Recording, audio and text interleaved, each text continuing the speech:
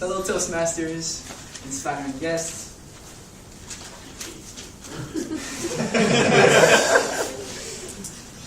I like the synergy in this room today. We had Hip talk about marriage, Lana talk about pregnancy. Now I'm talking about children. Today we'll talk about the horse and carriage.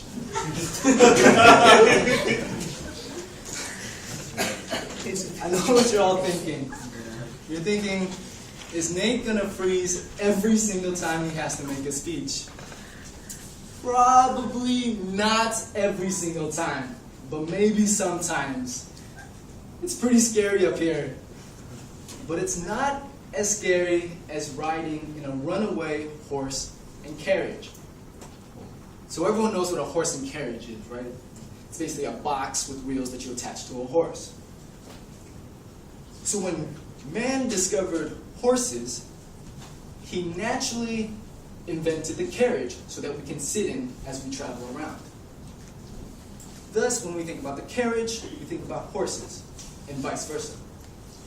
This inspired the Frank Sinatra song, Love and Marriage, where he says, love and marriage is like a horse and carriage. You can't have one without the other. No, sir. Now, I could argue the connection between love and marriage, but that's not the point I want to make today. Today, I want to talk about the true horse and carriage, success and failure.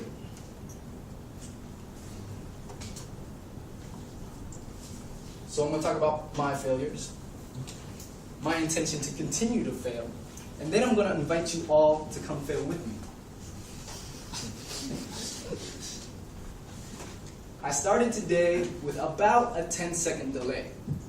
That felt like days. I started my P1 speech by imitating a statue for a minute and a half. That felt like eternity. I timed my P1 speech twice before I actually gave it, both times finishing just before 5 minutes. Our wonderful timekeeper at the time, Doug, clocked me at 6 minutes and a half, effectively disqualifying me from voting. Now, going over your speech by a minute and a half is like landing in the United States when you're trying to get to France, way overshooting your target.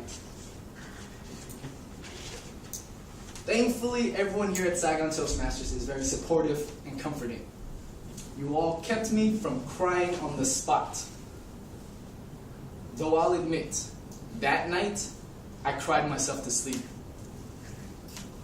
No, I'm just kidding. Not really. It's a horrifying experience. Worst failure yet. But you know what? I'm okay with failing. Because I know if I don't succumb to the fear of failure, I will eventually achieve success. Now, you're all probably going to have to sit through many long and awkward pauses before I get there.